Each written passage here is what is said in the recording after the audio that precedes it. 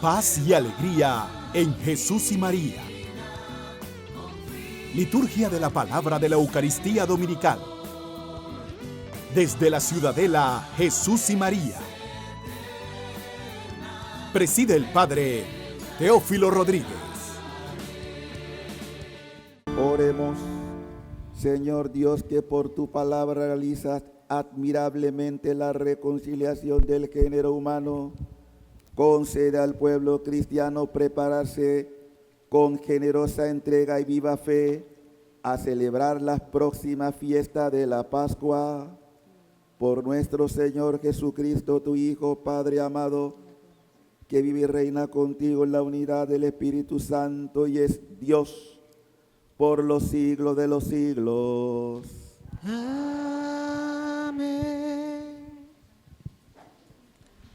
Han terminado la esclavitud, el éxodo y el desierto. El pueblo de Dios llega a la tierra prometida y agradecidos con Dios celebran la Pascua, ahora como un pueblo libre. En aquellos días el Señor dijo a Josué: Hoy he quitado de encima de ustedes el oprobio de Egipto. Los israelitas acamparon en Gilgal, donde celebraron la Pascua, al atardecer del día 14 del mes, en la llanura desértica de Jericó. El día siguiente a la Pascua comieron del fruto de la tierra, panes ácimos y granos de trigo tostados. A partir de aquel día cesó el maná.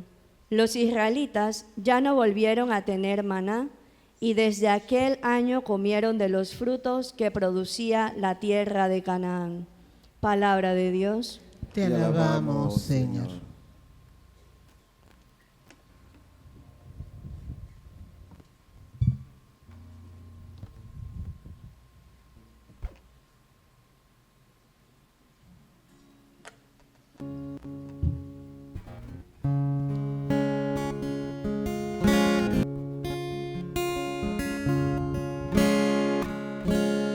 Haz la prueba y verás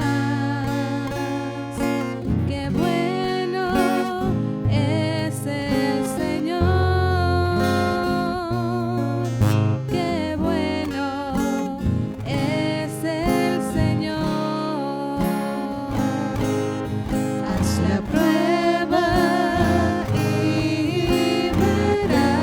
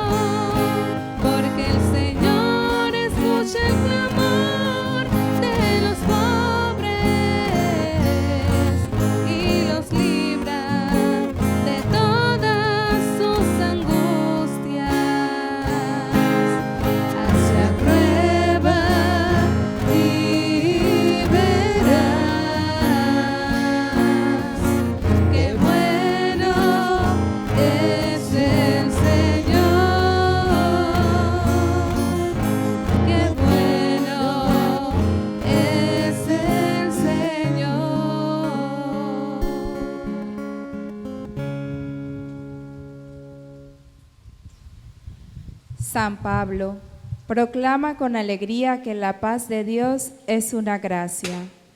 La reconciliación que Dios concede en Cristo ha de impulsar al creyente a un cambio radical de vida.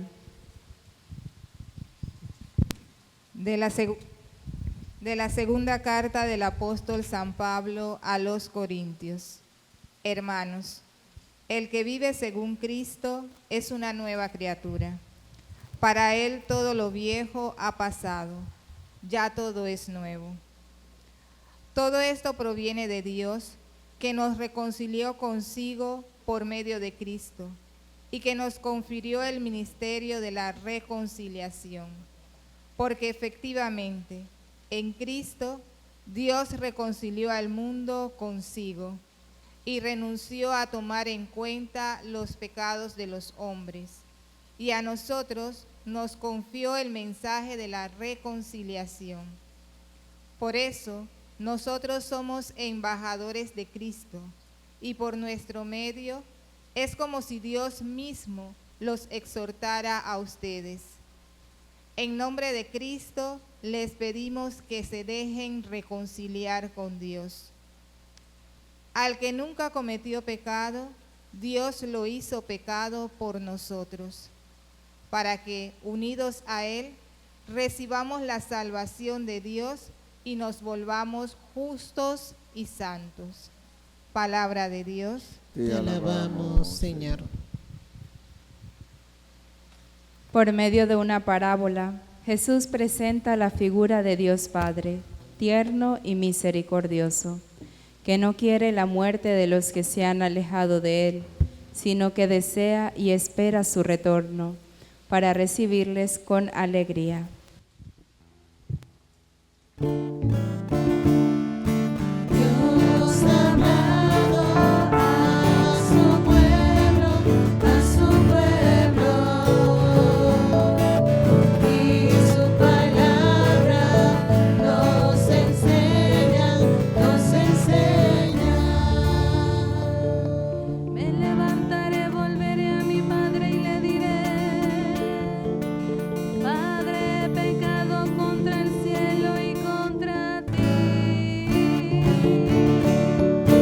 Abran sus oídos, pueblo querido, abran sus oídos y escúchenle. Ábrenlos ahora, pueblo amado, Dios nos habla hoy. Dios nos habla hoy. Que el Señor esté con ustedes. Y con tu espíritu. Lectura del Santo Evangelio según San Lucas. Gloria a ti, Señor.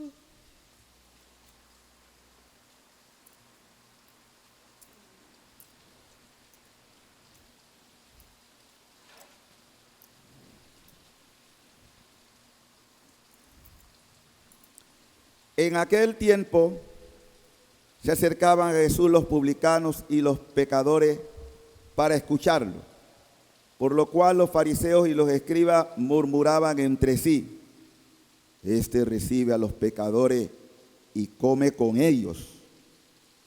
Jesús les dijo entonces esta parábola: Un hombre tenía 2 hijos, y el menor de ellos le dijo a su padre: Padre, dame la parte de la herencia que me toca.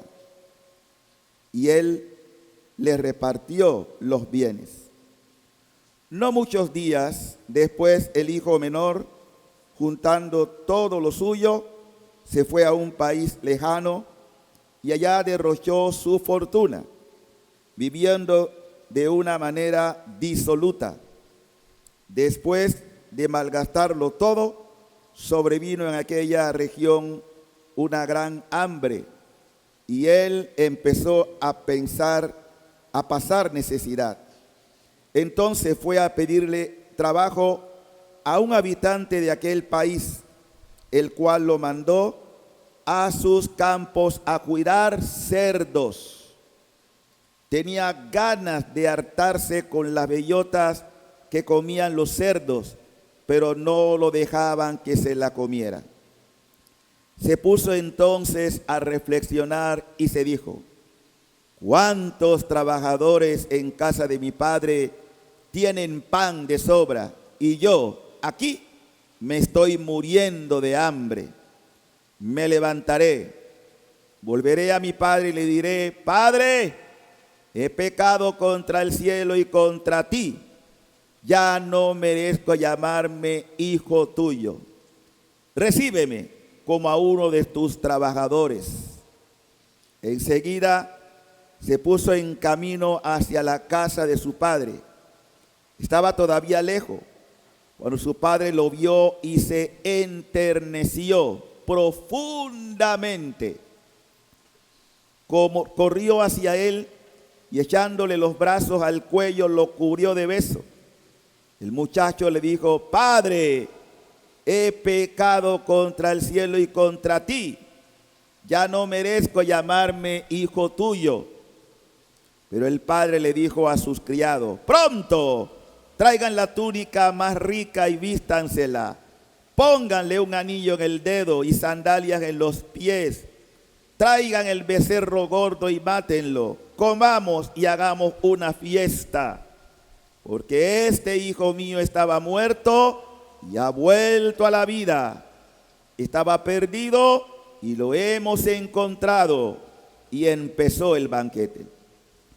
El hijo mayor estaba en el campo y al volver, cuando se acercó a la casa, oyó la música y los cantos. Entonces llamó a uno de sus criados y le preguntó qué pasaba. Este le contestó: tu hermano ha regresado y tu padre mandó matar el becerro gordo por haberlo recobrado sano y salvo. El hermano mayor se enojó y no quería entrar.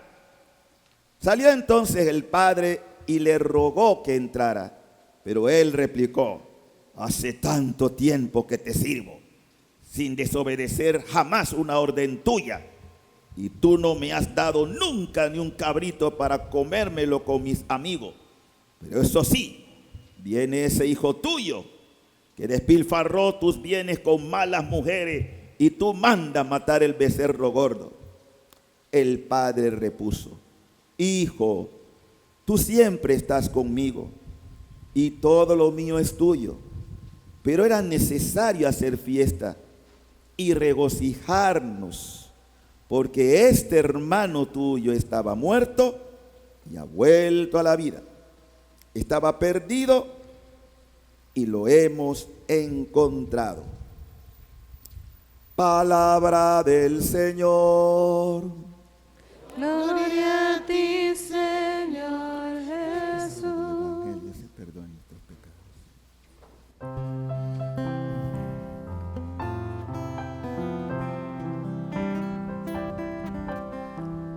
Del Espíritu de Dios, dulce soplo de amor, que tu fuego hoy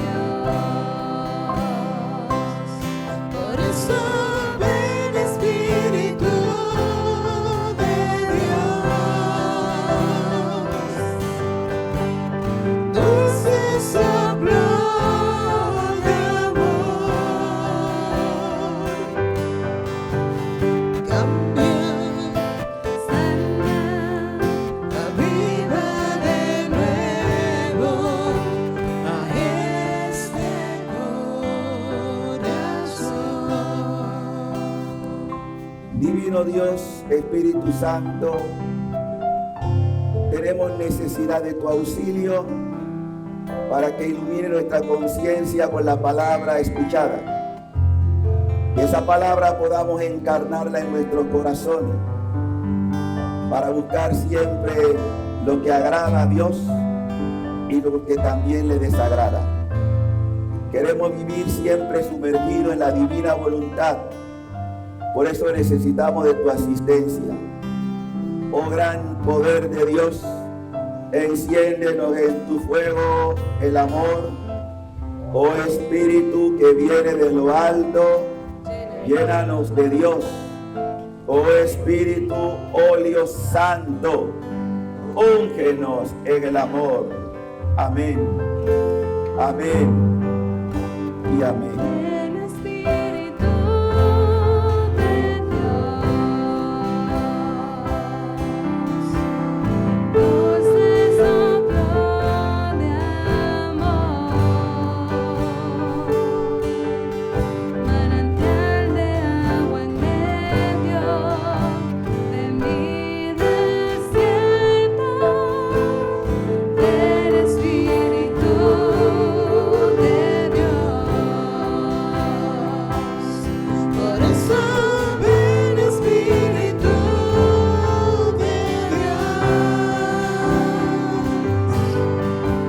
Dios, dulce soplo de amor, cambia,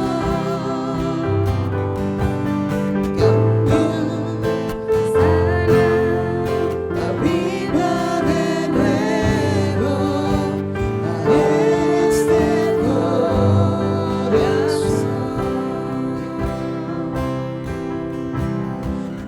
nuevo a este corazón. Cambia, sana, aviva de nuevo a este corazón. Cubrimos con la sangre del Cordero en nombre del Padre, y del Hijo, y del Espíritu Santo. Amén. Paz y alegría a todos. En Jesús y María. Queridos hermanos y hermanas, como dije al inicio, estamos en un tiempo ya cercano a la Pascua. Por eso, en medio de la penitencia, en medio de la preparación cuaresmal, vislumbramos con esperanza la Pascua de Resurrección. De hecho, toda Eucaristía ya es un misterio pascual. Pero la Iglesia nos invita a que este tiempo sea una oportunidad para que tengamos lo que llamamos introspección. Es decir, que miremos hacia adentro, cada uno, examinando su conciencia, cómo está mi relación con el Señor, si se ha enfriado, si estoy viviendo momento de la gracia. Por eso las lecturas siempre nos vienen a dar luz. La primera lectura que hemos escuchado hoy del profeta, el libro del Josué, cuando ya el pueblo ha cumplido, diríamos nosotros, después de una larga estadía en el desierto, llegan a la tierra prometida y ya no tienen necesidad de ese maná que ellos llegaron hasta aborrecer. Pero fue una gracia que Dios le dio a ellos, consecuencia de su extravío, de su desobediencia, porque a veces se nos olvida que cuando uno comete falta, debe reparar esa falta. Y la manera en que Dios usa para que ellos puedan también sentirse que están en un momento de renovación interior, le da el alimento del maná. Se aburrieron de él, pero es que Dios tenía dispuesto cumplir su promesa. ¿Y cuál era el cumplimiento de la promesa?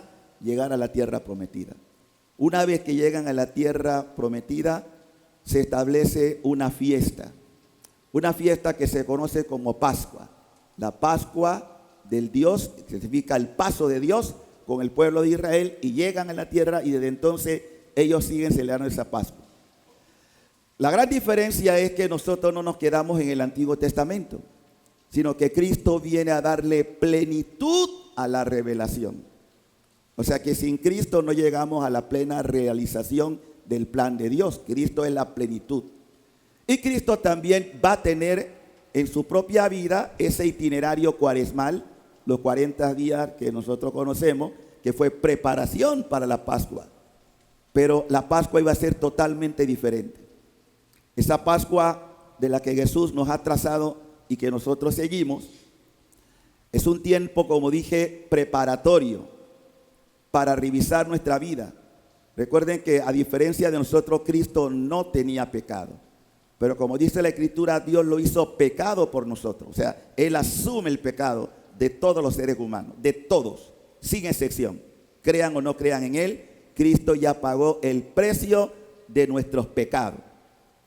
Y por eso corona este misterio lo que conocemos como la Pascua de la resurrección, de la victoria de Cristo sobre el pecado y sobre la muerte.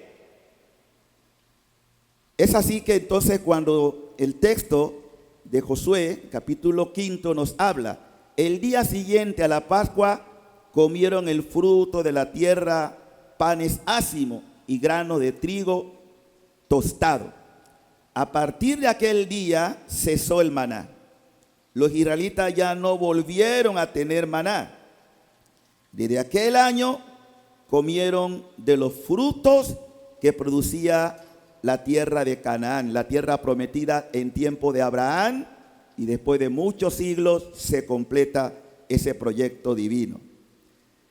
Pero yo quiero entrar directamente al Evangelio porque yo sé que muchas veces leemos este pasaje y nos quedamos solamente con la figura del hijo pródigo y se olvida que también es importante meditar en el hermano mayor, que vamos a explicar eso, porque no, el hijo pródigo, todos somos hijos pródigos, pero también todos tenemos algo del hijo mayor y lo vamos a analizar, porque los dos estaban en situación también de pecado y de ingratitud. Pero ¿qué se nos muestra aquí? Ninguno de los dos es la figura central. La figura central es el Padre, porque ese Padre representa a Dios, un Padre que es ternura y que es misericordia. Con razón podemos llamarle Padre tierno y misericordioso. Nosotros todavía no tenemos conciencia clara de lo que es Dios Padre. Sí, Dios, rezamos el Padre nuestro, pero todavía no tenemos claro conocimiento de lo que es ese Padre. Entonces vamos a analizar el texto, tal como lo hemos escuchado. Jesús da una parábola.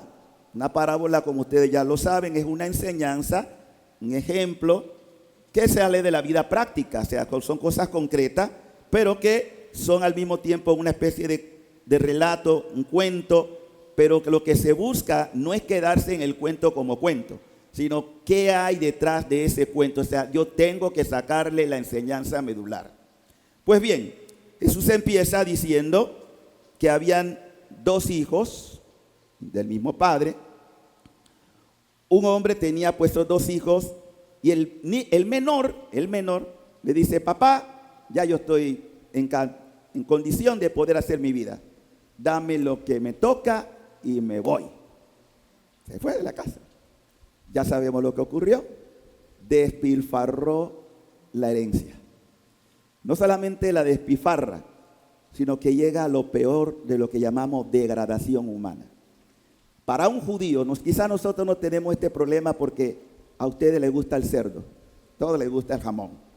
Pues para el judío y el árabe eso es comida prohibida. Ese alimento no lo comen. Bueno, algunos ya sabemos que en secreto lo comen, ¿no? Pero bueno, eso no es el tema. El tema es que no lo comen oficialmente. De manera que solamente estar con los cerdos criándolos ya era una degradación. Ya era algo pecaminoso, o sea, un pecado grave, porque estaba infringiendo la ley de no comer animales impuros. Pero llegó todavía a una peor degradación. Quería comer los alimentos de los cerdos. Ya eso es como el extremo. Y bueno, dice la Escritura que cuando él llega a ese estado, despilfarra el dinero con mujeres, pues farra, fiesta, y después queda como peón de cuidar estos cerdos. Y él entra, porque todos en algún momento Dios nos da la capacidad de pensar y de reflexionar: oye, pero ¿cómo yo llegué a este estado? Yo no sé si ustedes han tenido la experiencia cuando han cometido una falta, un pecado, y tú dices, Dios mío, pero ¿cómo llegué a esto? Porque todos estamos, yo le he dicho muchas veces, que estamos en un combate espiritual. Usted tiene que estar consciente, la vida es un combate. Dígase lo que está a tu lado. Tú sabes que la vida es un combate. Y estás consciente de que estás en una pelea que tienes que estar bien preparado. Porque si no puedes ceder a la tentación. Y en ese combate, ya yo también les he dicho, ustedes lo saben, que tenemos 3 enemigos. ¿Se acuerdan? ¿Cuáles son los 3 enemigos con que luchamos? Primero, nuestra propia concupiscencia. Segundo, el mundo externo, o sea, lo que está afuera. Y el tercer enemigo, el demonio. Esos son los 3 enemigos que nos hacen la guerra siempre. Usted después está sentado allí y puede tener una tentación. He explicado que la tentación en sí misma no es pecado. El pecado es cuando cedemos a la tentación. Ese es el pecado. Pues bien, este joven dice, pero qué estúpido soy, qué tonto soy. Los empleados de mi papá viven en mejor condición que yo. Y después de reflexionar sobre esto, dice, no hombre, yo voy a volver a la casa de mi papá. Y le voy a decir, papá, trátame como a uno de tus peones. Trátame así. Yo merezco que me trate de esa manera porque no soy digno de que tú me rehabilites. Por eso dije, nosotros no tenemos conocimiento claro de lo que es Dios Padre. Yo me imagino que muchas veces ese padre, porque nuestros padres cuando están cercanos a nosotros nos conocen nuestras debilidades, conocen nuestras miserias. Nuestros padres nos conocen. Bueno, si estamos cercanos, ¿no? Cuando tú tienes un papá, una mamá que te ha criado, tú más o menos puedes entender, incluso nuestros padres a veces se adelantan a las cosas que estamos viviendo, porque pues salimos de ello. Entonces, este padre estaría pensando, ¿cuándo volverá mi hijo? Así, como dice, ¿cuándo decidirá volver? Porque él lo conocía. Hay personas que a veces piensan que ya lo saben todo, que lo pueden todo, que pueden independizarse así nada más y sin haber valorado el precio, porque no discernimos. Hoy vivimos en una sociedad donde la gente no discierne las decisiones que debe tomar y discierne mal. ¿Y por qué discierne mal? Porque no contamos con el Padre, es decir, con Dios. Porque estamos muy dados a buscar la voluntad humana y no la voluntad divina. Y por eso vienen los estrellones. Entonces culpamos a Dios, ¿por qué tal cosa? Pero si tú lo decidiste, le preguntaste a Dios qué tenías que hacer en ese momento. Y esa es la realidad por la que tanta gente se estrella en la vida. No consultamos con Dios, no pensamos claramente, Padre, ¿tú crees que ya estoy en condición? Yo creo que el Padre todavía no, pero respetó su decisión. Porque Dios no violenta nuestra voluntad personal, la respeta. Pero eso no quiere decir que esté de acuerdo, porque entonces ahí no habría amor. Si yo te impongo mi amor, eso no es amor, eso es imposición. El amor no se impone, el amor se dona. ¿Entienden esto? Hay una gran diferencia entre una imposición y una donación. Dios nos dona. Por eso la palabra también dice, los amaré aunque no lo merezcan. Ese es Dios. Yo los voy a amar aunque ustedes no merezcan ser amados. Pero esa no es nuestra realidad.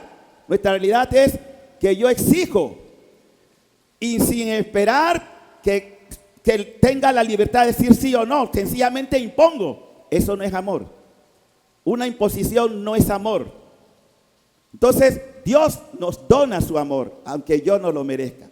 Y ese Dios que está siempre en alianza con nosotros nos pone la parábola, el ejemplo de que añoraba ese momento porque conoce a sus hijos. Como diciendo, ya sabía que este volvería. Pero fíjense cómo es este padre. ¿Cuántas veces ustedes pueden decir ante una persona que se equivocó y esa persona se arrepiente y dice, tú te lo buscaste, no vuelvas a esta casa, tú te fuiste por tu cuenta? Esa es la realidad de muchas personas, tanto de un padre que ha perdido el sentido de la compasión o de la misericordia, porque eso ha ocurrido. Conozco casos de personas que no solamente eso, sino deciden sacar a los hijos de la casa. Váyase ya, vaya, independiente. Y como que fuera un alivio. Dios no es así. Claro que todos vamos a tener que salir un día de la casa, no tenemos que estar toda la vida bajo el manto de papá y de mamá. Entonces, en ese sentido, este padre sí sabía, porque este padre es Dios, por eso es una parábola. Jesús lo que está diciendo: yo quiero que ustedes sepan cómo es mi papá, cómo es mi padre. Yo les voy a enseñar quién es mi padre. Estoy seguro que si eso ocurre en sus vidas, y ustedes saben que el hijo se portó mal y que despilfarró, y entiéndela tú solo, pues. Ya tú tomaste la decisión. Aquí no hay cabida para ti. Así no es papá Dios. Basta que tú tengas el arrepentimiento. Basta que tú reconozcas que te equivocaste. Basta que digas: lo siento. Ese es el Padre que nos quiere mostrar Jesús. Un Padre que siempre está buscando que tú tengas el valor de decir: me equivoqué. Que tú puedas decir: me arrepiento. Que tú puedas decir: contra ti pequé, fallé. Como un padre, como lo presenta Jesús, se va a cruzar de brazos y dice: no me importa, vete, no quiero saber de ti. Ese no es el Padre de la Biblia. Por eso que Jesús nos muestra un rostro totalmente distinto al Antiguo Testamento del rostro del Padre. Nadie nos ha demostrado cómo es el Padre como lo ha hecho Jesús. Por eso dice: yo lo conozco, yo sé cómo es mi papá. No importa qué bajo tú hayas llegado, no importa hasta dónde te degradaste, ese Padre siempre espera tu regreso, siempre está esperando. Entonces, nos cuenta el texto que cuando él toma la decisión: sí, pero soy un tonto, soy un estúpido, voy a volver. Y ya se había hecho un programa mental, porque ese es otro problema. Como no conozco bien a mi papá, y dice: voy a que me quede como un peón más. No lo conocía. Su papá sale al encuentro cuando lo ve, lo abraza y no le dice: ¿verdad que dijo qué hediondo estás? Le digo eso, ¿verdad? Qué cochino. ¿A dónde estabas? Revolcado. No. A los peones: vengan para acá, denle un baño, pónganle un vestido de fiesta. Vamos a poner, hay más. Hace algo que es todo un símbolo. ¿Qué significa eso que ustedes tienen en los que están casados? ¿Qué significa eso? Alianza, pacto. Ese joven había votado el pacto. El papá lo rehabilita y le pone pónganle un anillo. Vamos renovando la alianza. Estamos renovando el amor que él perdió, no Dios, él lo perdió. Ese es el Dios que quiere tratar contigo. Pónganle un anillo nuevo. Pónganle sandalias, dignidad. Pónganle su dignidad. ¿Qué perdió? Él la perdió. Yo quiero recuperarla para él. Pónganle sandalia. Y ahora sí, traigan al gran combo y canten. Traigan a los músicos. Y el papá decía al verlo cantar: mi hijo ha regresado. Vamos a celebrar. Vamos a hacer fiesta. Vamos a celebrar. ¿Qué es la Eucaristía? Celebración. Celebración de acción de gracia por los hijos que vuelven. Por eso yo no puedo venir a la Eucaristía a aburrirme. ¿Quién va a una fiesta y está? Ay, qué fiesta, no quiero bailar, no quiero. ¿Cuánta gente se ha perdido el concepto de lo que es una fiesta? Una fiesta para agradecer, una fiesta para vivenciar, para alegrarse. ¡Qué alegría! Cuando me dijeron que la casa del Señor, ¿por qué? Ya están pisando nuestros pies. Los umbrales. Jerusalén. Hay que alegrarse en la casa del Señor. Hay gente que viene a la iglesia a calentar banca. Se sientan ahí y reciben el don del descanso. ¡Qué barbaridad! No sabe dónde está. No conoce al Padre. Cuando tú estás con una fiesta, la estás viviendo, tú no puedes dejar de alegrarte de todo lo que estás experimentando para gloria de Dios. Tú sabes qué estás haciendo. Tú sabes que estás viviendo. Solo los que han conocido a ese Padre no se pueden aburrir. No se pueden dormir. Y si se duermen, cuidado que se lo lleva la corriente. Eso es, hermano. Hay que estar agradecido con Dios. Y se formó la fiesta. Vamos a ver al otro hermano. Ese tampoco se escapa. Ese yo creo que era hasta peor. Dice el texto, no yo, la palabra, por eso es importante leerlo. El hijo mayor estaba en el campo y al volver, cuando se acercó a la casa, oyó la música y los cantos. Música y canto, o sea que la gente estaba en salsa. O sea, era un momento, un fiestón. Entonces llamó a uno de los criados y les preguntó, ¿qué pasaba? Este le contestó, tu hermano, miren que este hombre le hace reconocer que es tu hermano, ha vuelto, ha regresado, y tu padre mandó a matar el becerro gordo, o sea, el más consistente para una buena fiesta. Y dice, porque ha regresado y tu padre mandó matar el becerro gordo por haberlo recobrado sano y salvo. Es decir, con vida. Lo recobró con vida. Y dice el texto, porque es la historia nuestra, dice el texto, el hermano mayor se enojó y no quería entrar. Miren, yo he conocido casos de personas que no les gusta ver a otro bien. Le da celo. Sí, eso, mire, eso es un pecado capital. El celo y la envidia es pecado capital. A otro le va bien. Y yo, ¿y por qué a mí no me va igual? Pero en este caso, él lamentaba que su hermano que había despilfarrado, su papá todavía tiene el valor de recogerlo. Y eso no le gustó. Eso se llama celo. No levanten la mano. ¿Cuántas veces en mi vida he tenido celo de que a otro le va mejor? ¿O son más favorecidos? Envidia, otro pecado capital, la envidia. Hay gente que no le gusta ver a otro prosperar. Incluso hacen hasta cosas raras para que la gente no prospere, ¿no? Pactan con el demonio. Es verdad. Pactan con el demonio. No le gusta ver otro bien que prospere. Y dice el texto que le va a reclamar al papá que tampoco conocía a su papá. Esos dos hijos no conocían a su papá. Es decir, no conocían a Dios Padre. ¿Cómo es Dios Padre? Porque Jesús está hablando de su Padre. Pone esa alegoría, pero está hablando de su Padre.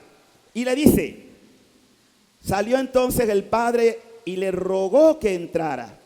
Hijo, ven a alegrarte con tu hermano que volvió. Y miren la respuesta. Hace tanto tiempo que te sirvo sin desobedecer jamás una orden tuya. Miren, a veces nosotros hacemos la cosa no por amor, sino por obligación. Me toca. Pero lo hago, bueno, para que vean que yo os cumplo, ¿no? Pero en el fondo, no lo hago con verdadera gratitud. O sea, no lo hago con entereza, sino porque, bueno, una norma más, me la pusieron y ya, lo voy a hacer. Hace tanto tiempo que te sirvo sin desobedecerte jamás una orden tuya. Pero aquí había que examinar el interior. ¿Por qué lo hacía? ¿Cuál era el interés mezquino? Porque ya ustedes van a ver la mezquindad de este hermano. Y tú no me has dado nunca ni un cabrito para comérmelo con mis amigos. La pregunta aquí cabe. ¿Y se lo pediste a tu papá? Ahí dice, ¿tú alguna vez se lo pediste? O sea, ya se estaba haciendo un juicio. Miren, el Señor nos dice muchas veces, no juzguen, no hagan juicio de juicio. Estamos viviendo una sociedad en que la gente lee una cosa, hace un juicio y otro lo transmite un juicio y otro juicio que en el fondo no es verdad. O sea, nos hacemos juicios de juicios. Y eso es mentira. Un juicio sobre otro juicio es una mentira. Él no conocía a su papá. De verdad tuvo el valor, papá. Yo creo, conociendo este papá que está hablando aquí, que se alegra porque viene uno. ¿Acaso él le tuvo el valor, papá? Quiero hacer una fiesta, ¿te parece? ¿Se lo negaría? Oye, si aquí no lo está negando al otro. No conocía a su papá. Y apliquen eso en nuestra vida espiritual. ¿Realmente conozco a Dios? ¿Realmente sé que Dios es un Padre tierno y misericordioso? Hoy vi todavía se despiertan las envidias, los celos, las comparaciones, otro problema serio en nuestras relaciones humanas, las comparaciones. Sí, hacemos comparaciones entre unos y otros.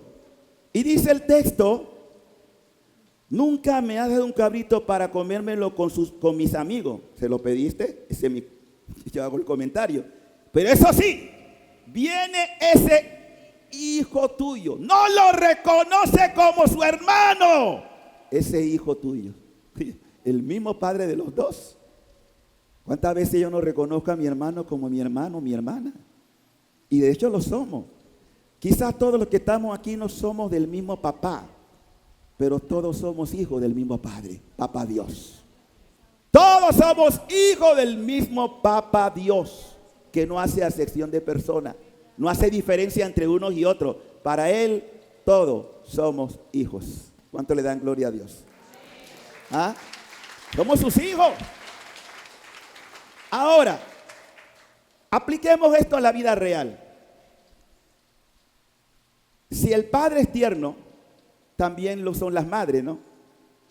Y digo porque mientras hago esta reflexión, cuando yo paso por la cárcel de Colón, sobre el mediodía que van esas mujeres, porque es poco ver a los hombres en esto, pero a las mujeres que esperan bajo el sol y todas las situaciones que tienen que pasar de revisión, que a veces hasta vergonzoso. Pero bueno, tienen que hacerlo por seguridad, ¿no? No importa que el hijo haya sido un asesino, no importa que haya cometido el peor de los pecados, van llevándole su plato de comida. Y si esto lo vemos en el plano real, imagínense en el plano de Dios. No, él mató, él robó, él hizo tal cosa. No merece un plato de comida. ¿Dónde están las entrañas de misericordia? No conocían a su papá. Y ese hermano mayor le dice, ese hijo tuyo. No le dice mi hermano, ese hijo tuyo, como diciendo, no lo reconozco como hermano. Y el padre lo corrige. El padre lo corrige. Y le dice, bueno, primero echándole en cara todo lo que su hermano hizo o conocieron lo que había hecho. Viene ese hijo tuyo que despilfarró tus bienes con malas mujeres y tú mandas a matarle el becerro gordo. Y la respuesta del padre, hijo, tú siempre estás conmigo. Ahí yo añadiría entre paréntesis, pero no me conoces. Tú siempre estás conmigo, pero no me conoces. Él no conocía a su papá. Pero era necesario, y le dice, perdón, tú siempre estás conmigo y todo lo mío, es tuyo. Oye, ¿a quién le van a heredar los padres sus bienes? Yo no me voy a llevar nada. Yo me voy a morir un día. Yo no me voy a llevar la casa que tengo, el carro que tengo. Nada me voy a llevar. Eso le queda a las hermanas, a las jóvenes. A las jóvenes. Porque la vieja se va.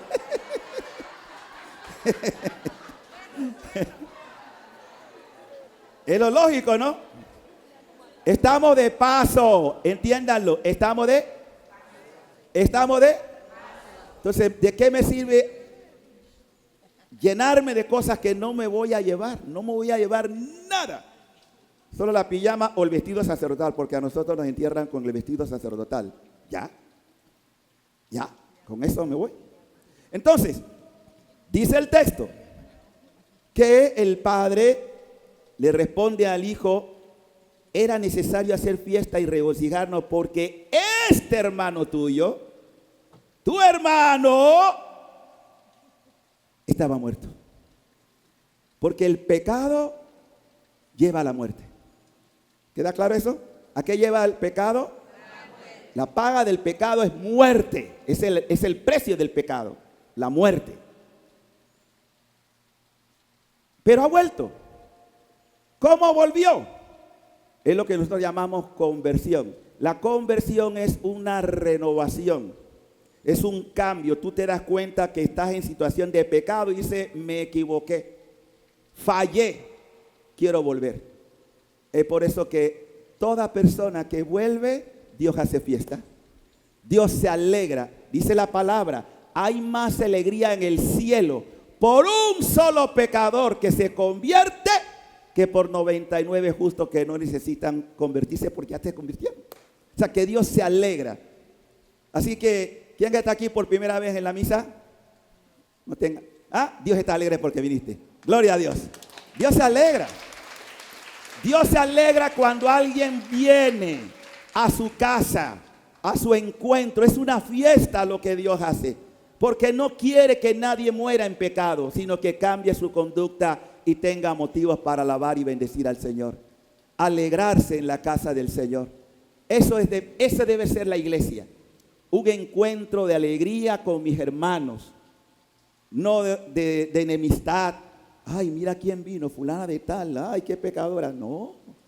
¿Quién soy yo para estar gustando a mi hermano? Alégrense de que vengan sin vergüenza a la iglesia. No, alégrense. ¿Por qué? Porque este es el mejor lugar. Pero que cambie su vida.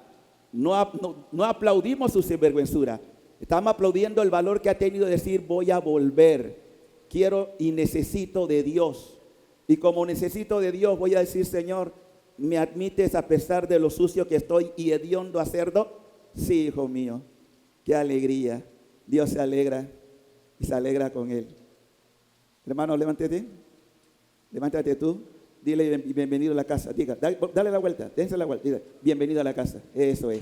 Dios se alegra. Dios se alegra. Y todos ustedes deben alegrarse cuando una persona, no importa quién sea y la vida que haya llevado, viene al encuentro del Señor. Dios se alegra. Ese es el Padre que Dios nos está mostrando. Jesús nos está mostrando quién es su papá, que Él lo conoce muy bien. Y ahora este texto nos puede llevar a la segunda lectura. Por eso he querido dejar, porque ya cuando Pablo escribe esto, ya el Evangelio se va extendiendo, ya hay mayor conocimiento del Padre y de Cristo. Y dice San Pablo en la segunda lectura, preciosísima, que hemos escuchado, el que vive según Cristo, es decir, ya lo conoció, ya se convirtió, ya ha experimentado la gracia salvífica. El que vive según Cristo es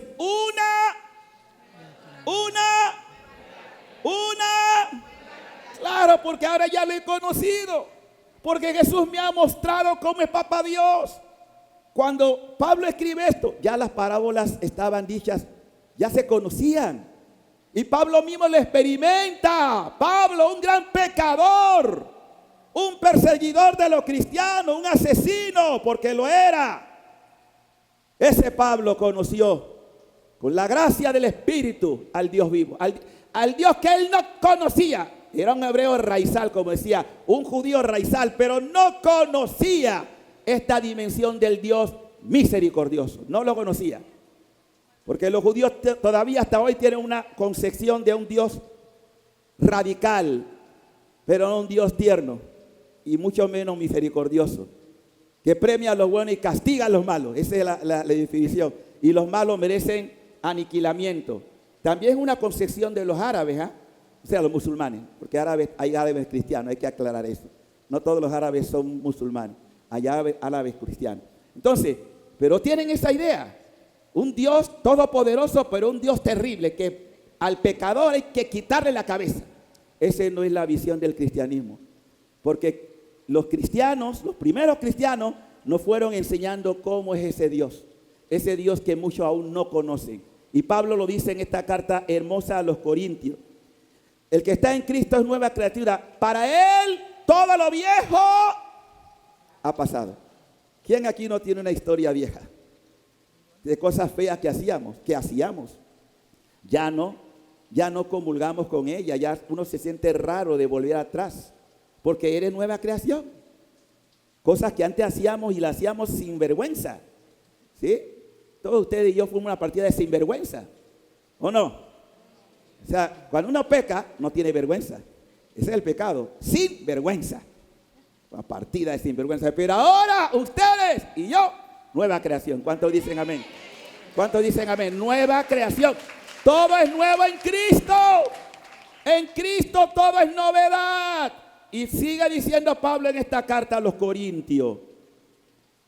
Dice el apóstol, por medio de Cristo y que nos confió el ministerio de la reconciliación. ¿Qué quiere decir eso? Así como Dios me ha reconciliado a mí, me ha perdonado a mí, me ha amado a mí, ha mostrado su misericordia sobre mí, que es poner el corazón en la miseria del otro.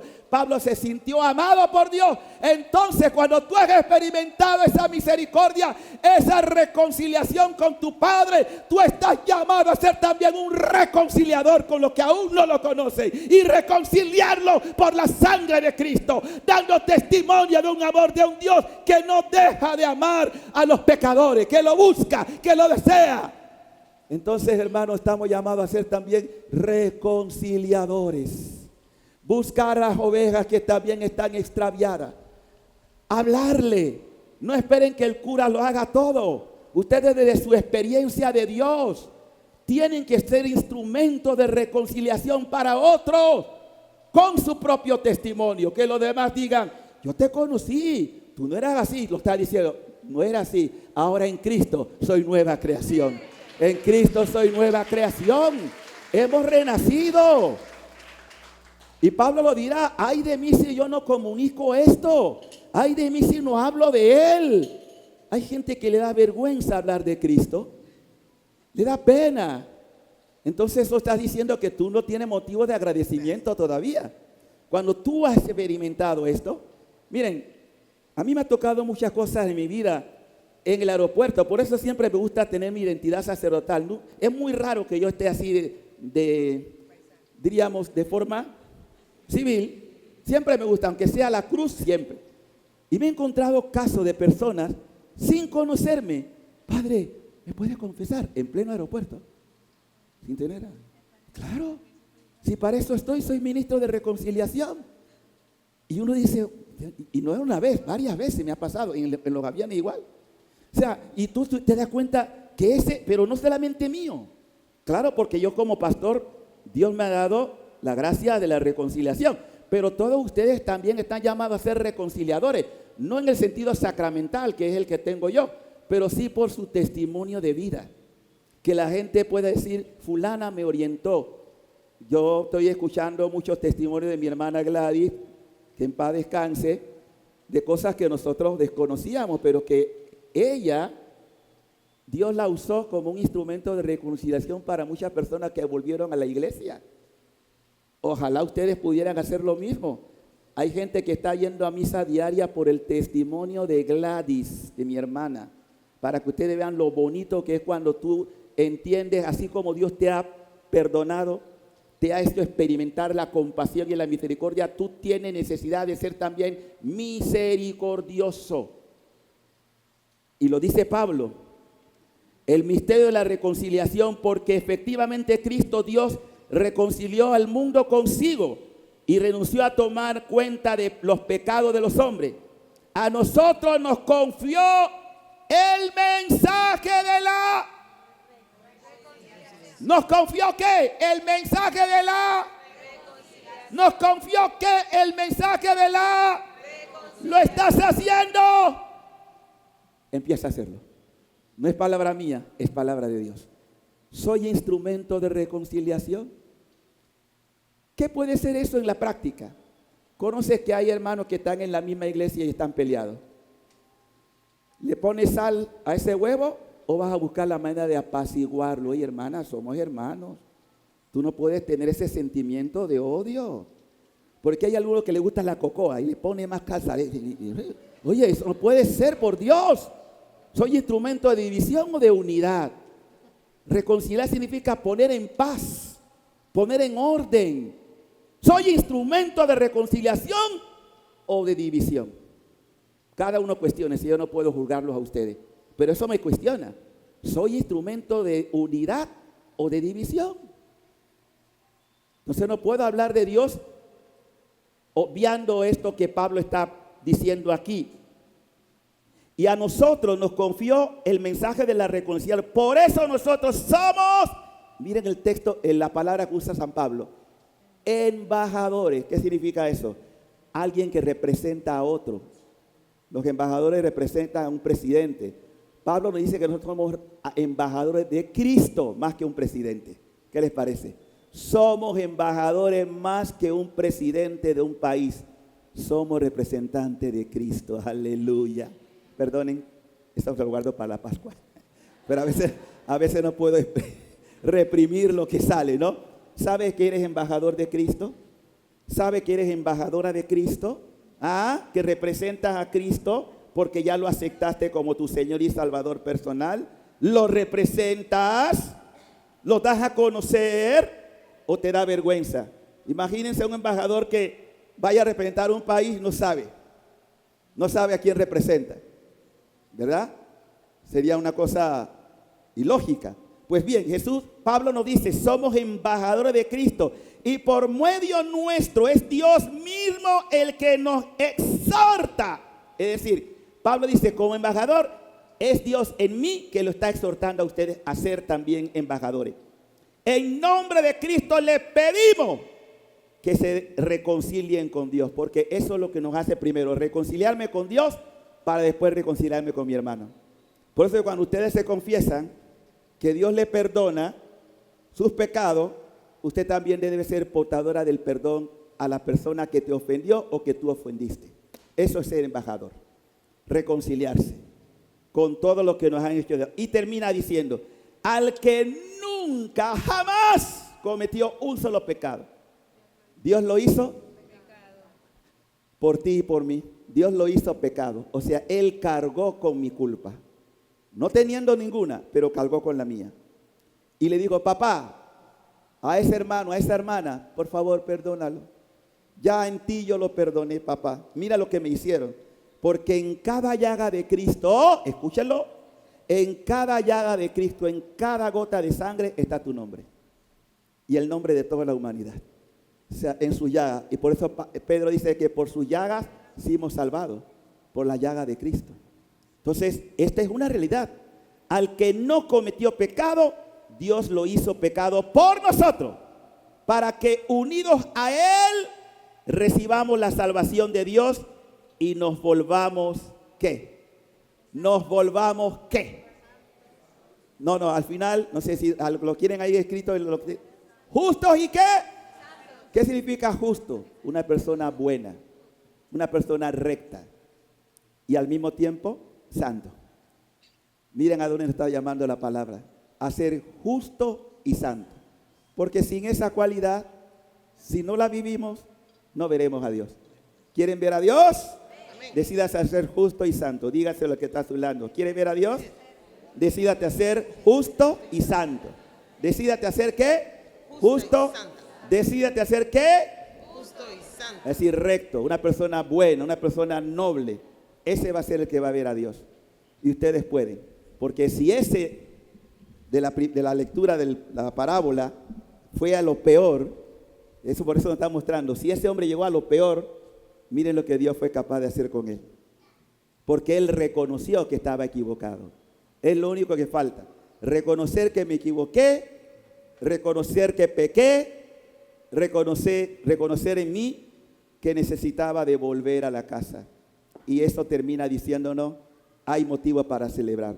Señor Jesús, gracias por mostrarnos el rostro de tu Padre. Un Padre tierno y misericordioso que no se complace en la muerte del pecador, sino que cambie su vida. Que tu palabra hoy, Señor, que es proclamada en todo el mundo, lleve a muchas personas que están lejos de ti, pero que tengan el valor del arrepentimiento, de la conversión, de decidirse a salir de la basura, a salir del fango cenagoso, a salir de la impureza a salir de la esclavitud de cualquier tipo de pecado y decidirse a decir: hoy vuelvo a la casa de mi Padre. No tengo que fabricar un discurso. Mi Padre es mucho más de lo que yo puedo imaginar. Mi Padre, yo sé que siempre, cada día, piensa en mí, que solo espera lo siento.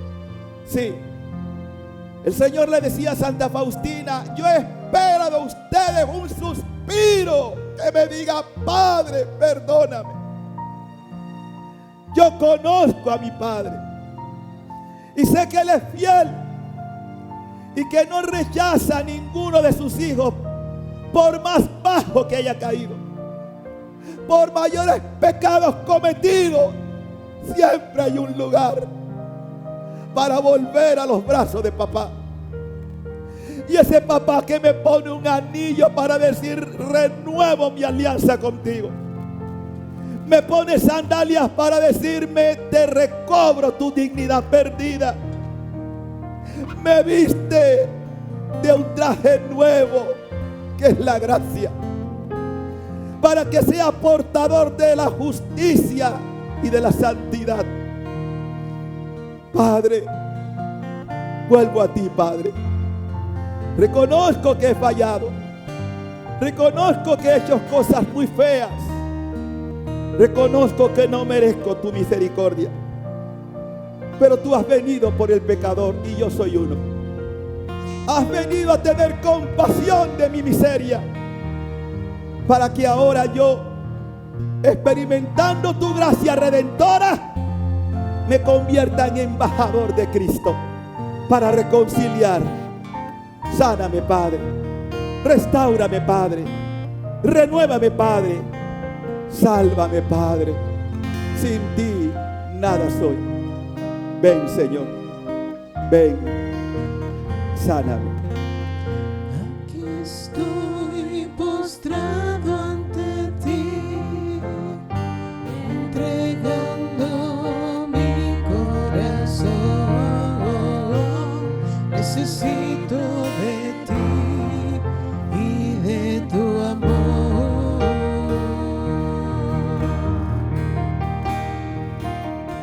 Te he fallado, te he negado, y a tus palabras he faltado, pero jamás me abandonas.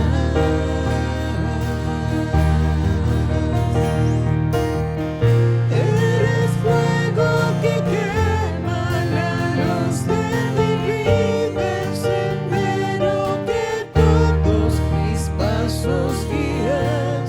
Quiero ser como tú. Quiero ser como tú, mi amado Jesús. Eres fuego que quema la luz de mi vida, el sendero que todos mis pasos guías. Quiero ser como tú. Quiero ser como tú, mi amado Jesús. Que todos sigan pasando un feliz día. Bendiciones.